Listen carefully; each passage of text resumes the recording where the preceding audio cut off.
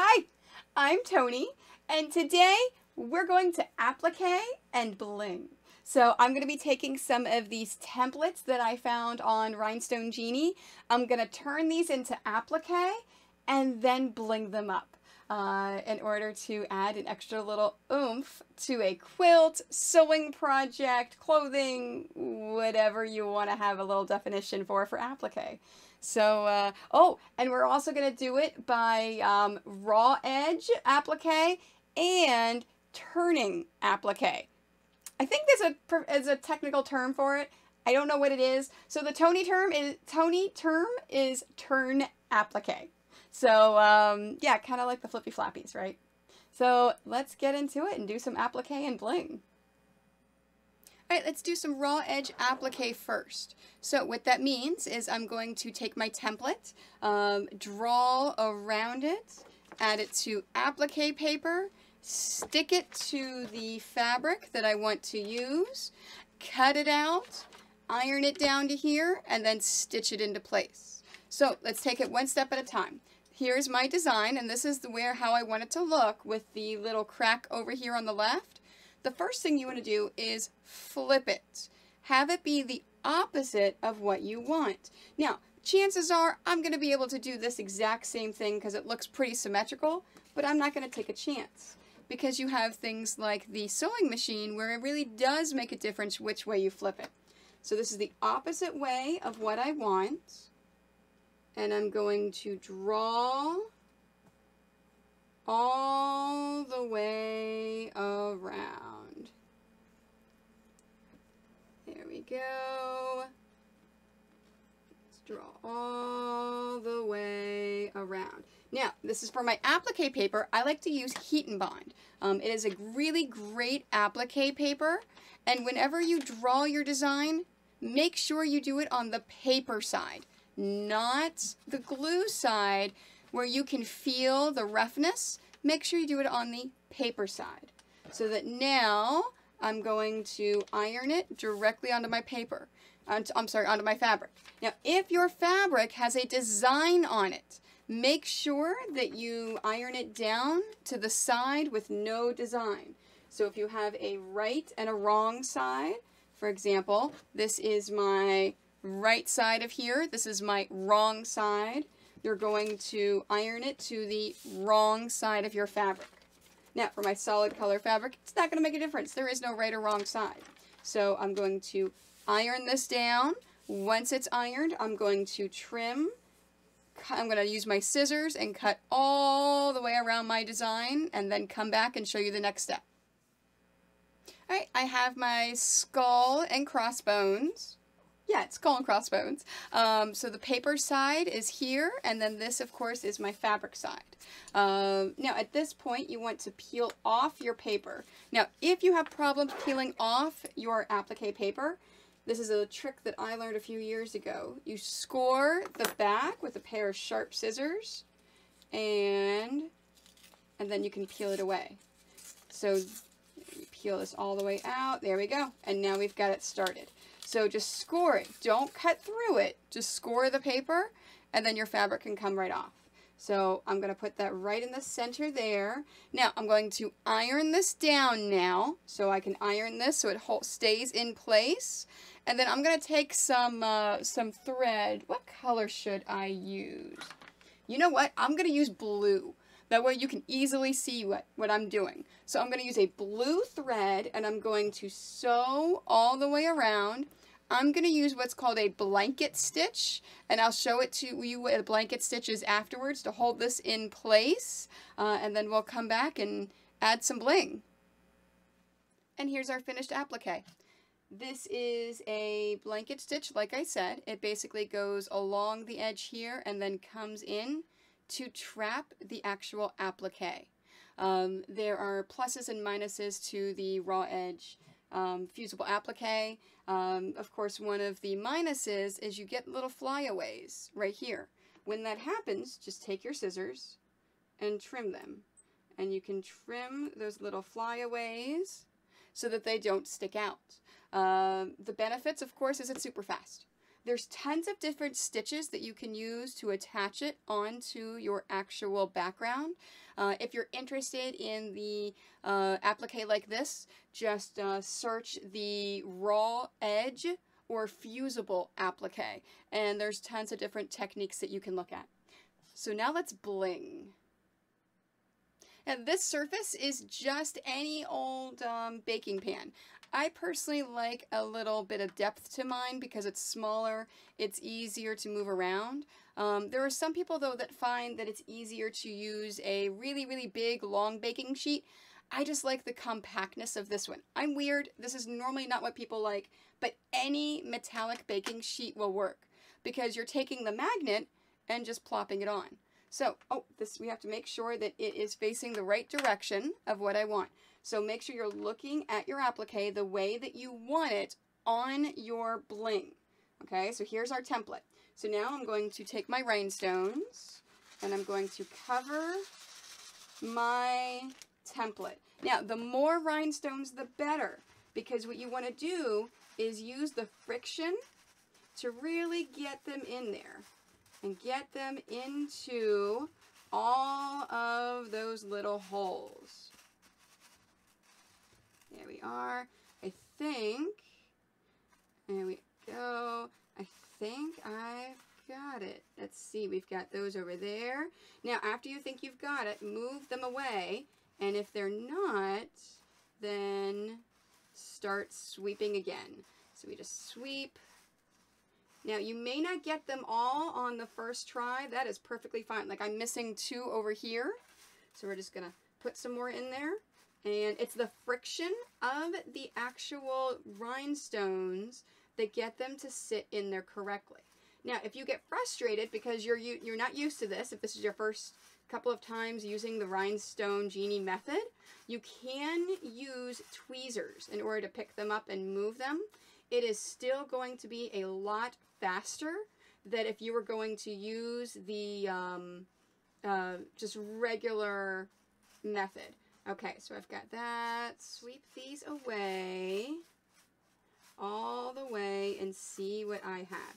Now, whenever you think you're finished, completely remove all of the rhinestones away from your project. And there are a few that didn't place. So you can just take some tweezers and place them exactly like they are. And like I said, this is a lot faster than if you were to place each of these rhinestones one at a time. And you have a lovely template that allows you to space it. So let's go ahead and take that. I'm still getting used to tweezers as well for placements. There's a few cosplayers that I know that can whip these things out super fast that I am sure if they used this method, they would be extremely fast. Okay, so we've got that. Now let's search around and see, do we have any holes? Oh, yep, I have 2 holes over here. So let's place those. Now, if you can get it all using the sweeper method, it is going to be a lot faster. Obviously, the more you do it, the better it is. I'm still learning, so I'm not an expert at it yet. So you can grab your favorite tweezers and make sure that, that they're in there. These are actually Bling tweezers. I love these things. Okay, so I think we're good. All right, so make sure everything is swept away.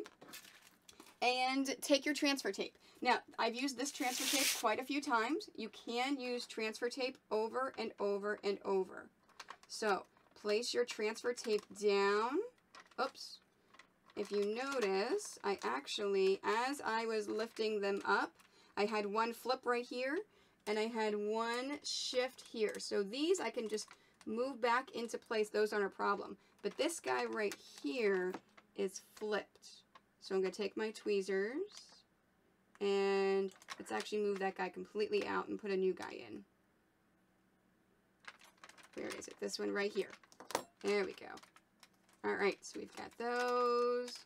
Just make sure you collect every single bit and look at it right now, because as it's collecting it, this is what's going to show on your project. So as you're looking through here, if you see one that's flipped, if you see a wonky one, whatever you do, fix it now with your tweezers before you transfer it. All right, I think we're done. So let's hold our magnet down and pick up our design. And as you see, the design has fully transferred over to there. So now let's go ahead and move this to our applique fabric.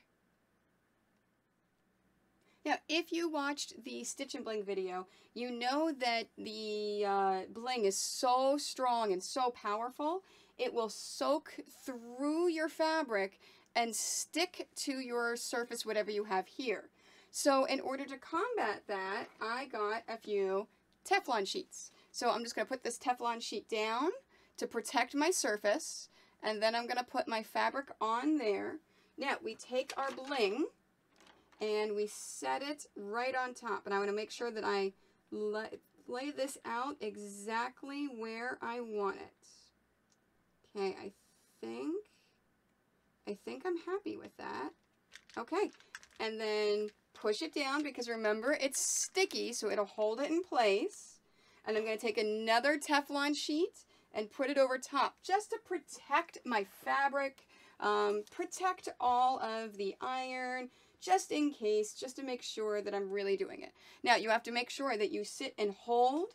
Don't move your iron around in circles because you want to make sure that it holds it right in place. Oops, let me turn my steam off. I just realized the steam was going. We don't want to have steam because this is glue, so we want to make sure that we do it in place. So for a few minutes, I'm going to sit and just iron and hold this in place. Okay, time for the big reveal. So I have not pulled this out. I don't know what it looks like. So let's take our sheet off. Now, do not remove this plastic until it's cool to the touch. If you pull this up and it's still warm, you'll notice that some of your bling may come because it's still adhering to it. So when this is cool to the touch, at that point, take your transfer tape and pull it away. And there is our design. So we have a fusible applique that we've created from our templates. And we have then, so there's our template right there. Now in this case, let's say if you wanted to bring this in a little bit more.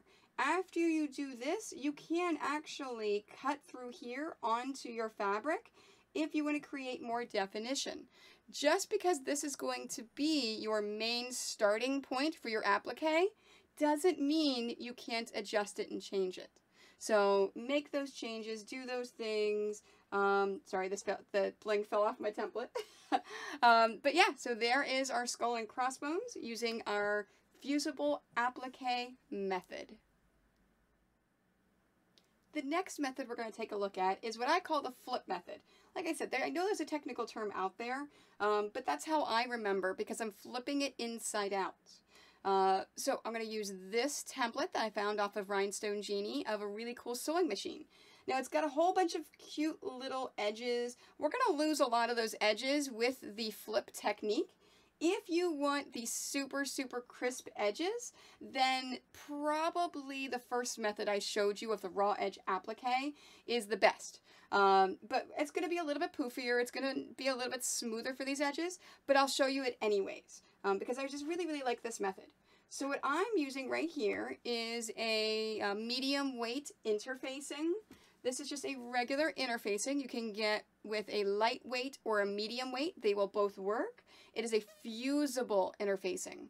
So the side where my thumb is has glue on it, and then the other side is nice and smooth. So we're going to take glue side down, and I'm going to take this right here, and I'm going to draw it on the smooth side.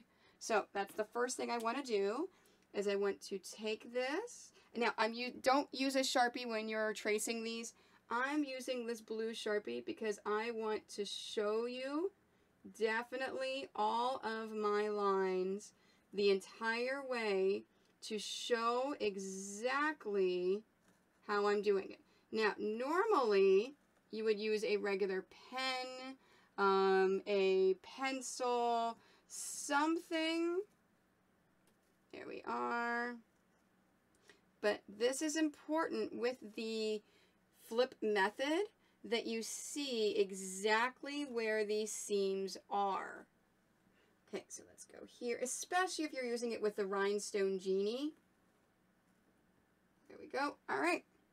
And then if I take this away, there is our general sewing machine. Now you see it's not really perfect on there, but there it is. And then that is all the way around. Now as you can see, I'm not a very good tracer, but that's okay. So now what I want to do is I want to take my my fabric that I want to have my sewing machine out of, and I want to put this glue down. So just like I just did that, do not iron this. I repeat, do not iron this. Instead, you're going to pin it. So I'm just going to take this and I'm going to pin this all the way around to hold it in place. Okay, again, do not iron this. It is the glue side down, so right side to right side. We're assuming that glue is a right side. There we are, to the right side of our fabric. Now, after we pin this, I'm going to sew it. Yes, I am sewing these together. I am not ironing this yet, and you'll see why whenever we do the actual flipping.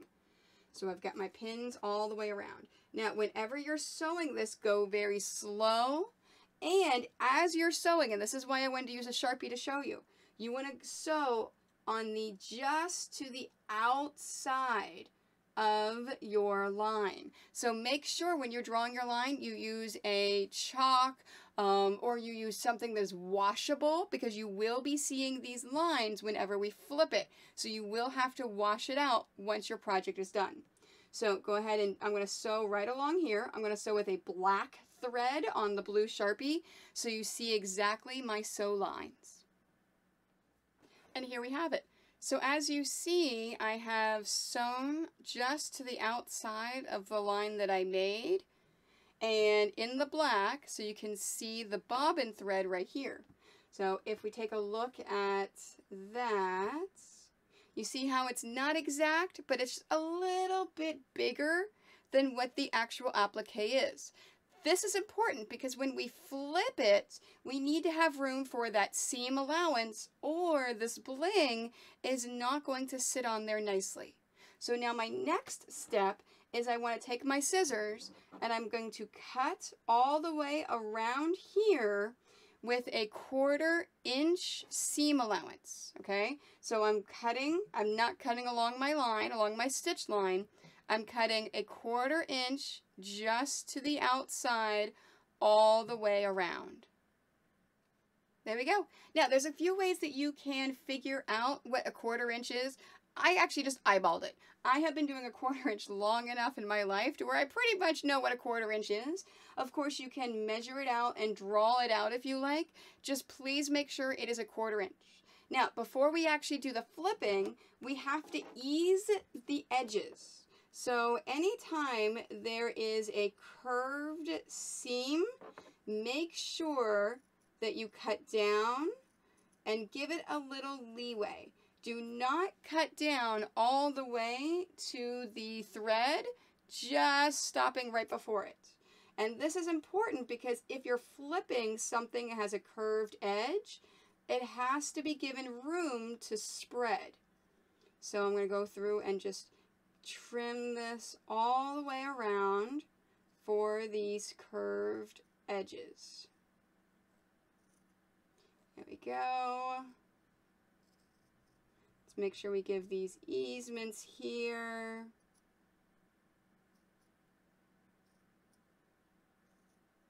There we go. Now, I do not need to do it on those super long edges, just around all of those easements. So now, let's flip it so I have the stabilizer side. I'm going to take my scissors and I'm going to poke a hole and then cut a line right in the middle of that stabilizer. So you see my line I have right there, not along the edges, not anywhere else, right in the middle. And now I'm going to flip this inside out so that it's actually going to be the right way out. Now we're going to pull this out. As I'm poking it, you see my blue Sharpie. This is why it was important, because I wanted to show you those stitch lines and exactly where it is. Now, as you're pulling this and doing it, make sure that you're poking out all of those edges. And if you're using a washable pencil or pen, you should be able to see, oh, yep, I can see that. So I've got that poked all the way out. You see, this is not. So you can use a tool. There's a few tools that you can use. I like to use, let's see, here is an awl by Annie. I also have a Sizzix poking tool, or you can use tweezers. There's all sorts of things that you can do to get in there and poke out all of those edges. Just make sure that you do it gently, because if you push too hard, you're going to poke through the stabilizer or through the fabric, and you don't want that. And that's one of the reasons why I like to use a medium weight stabilizer, so it's less likely I'm going to poke through it. Now, you can also do this with applique paper. The problem that I find with applique paper is you get paper stuck on the inside right here that's going to be hard to get out. All right, so I've got this little area right here I've got to poke out. Perfect. And I think everything is all poked out. So now what I'm going to do is I'm going to move everything away, and we're going to iron this down. And there it is. So there is my thing. So let's take our template and let's lay it down just to make sure that, yes, every single one of those blings is going to be inside of that machine, because that is the important thing. So we've got that. So now let's pull all of this out and iron it down.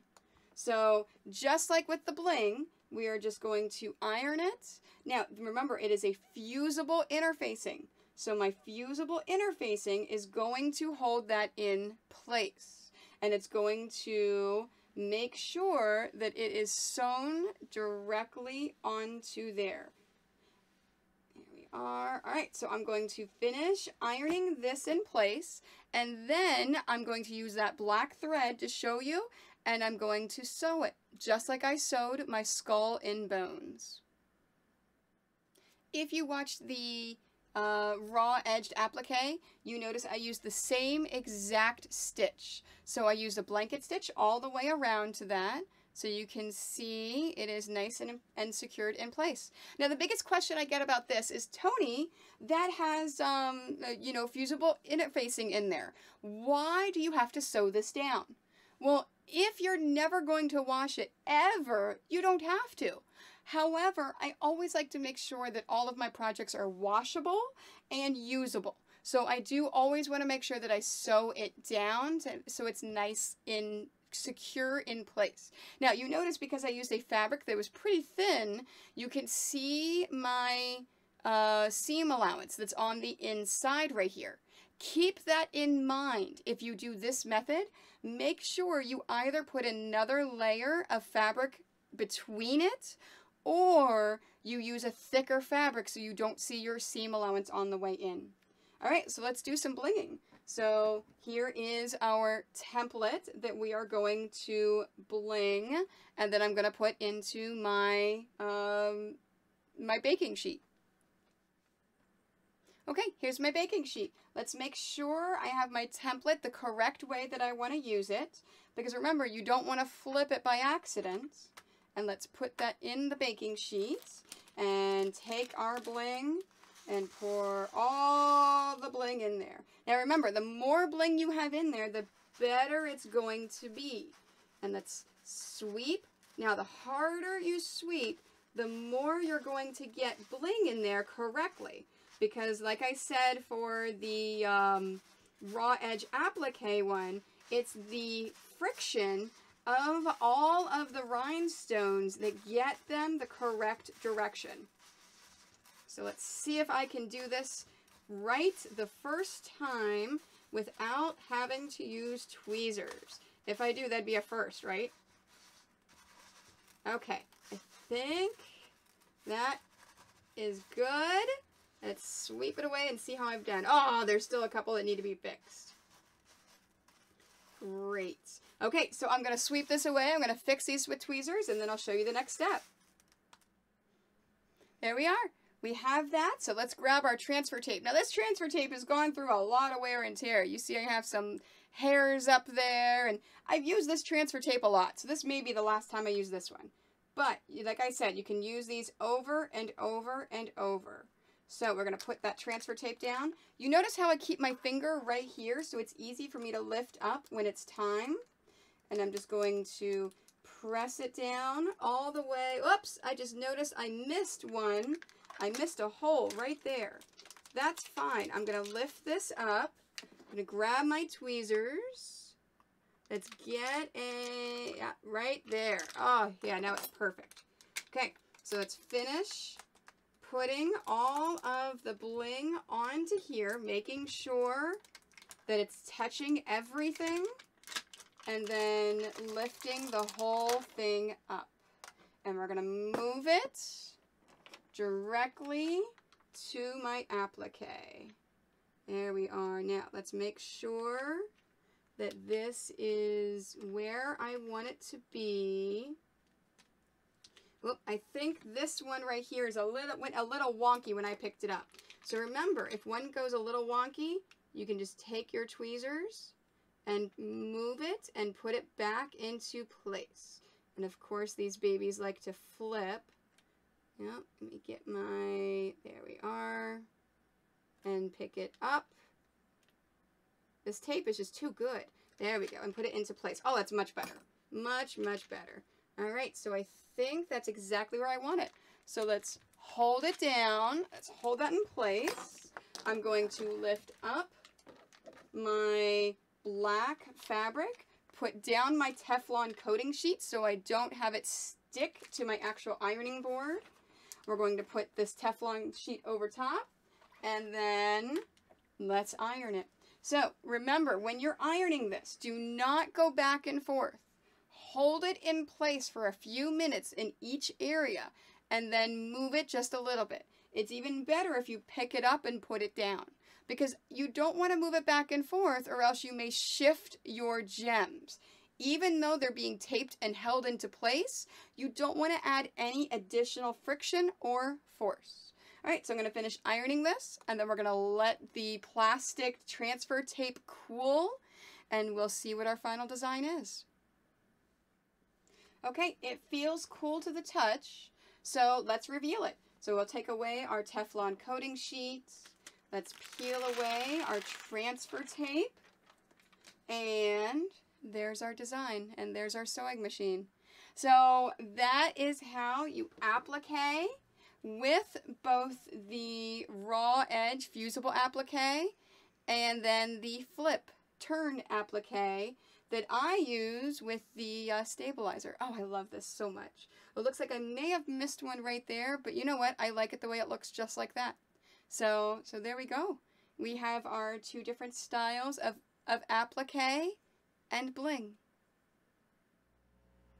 And that is applique and bling. So whether you're using your own applique template and adding some bling, or you're taking one of the already templates that are sitting on Rhinestone Genie, yeah, it's add some bling to your life and do that. Oh, hold on, let's get some bling in there. There we go. It shows up a lot better on Bob back here than it does all the way back here from these cameras. But no, these are, I love this system. I love the bling. I love the system. It is amazing. And hopefully you learned something. So thank you so much for watching. Don't forget to like this video, follow my YouTube, as well as Instagram, Facebook, Twitter, Pinterest, the Quite Nerdy Quilters Facebook group, and don't forget about Twitch, where I sew live and you can ask me questions and interact with me.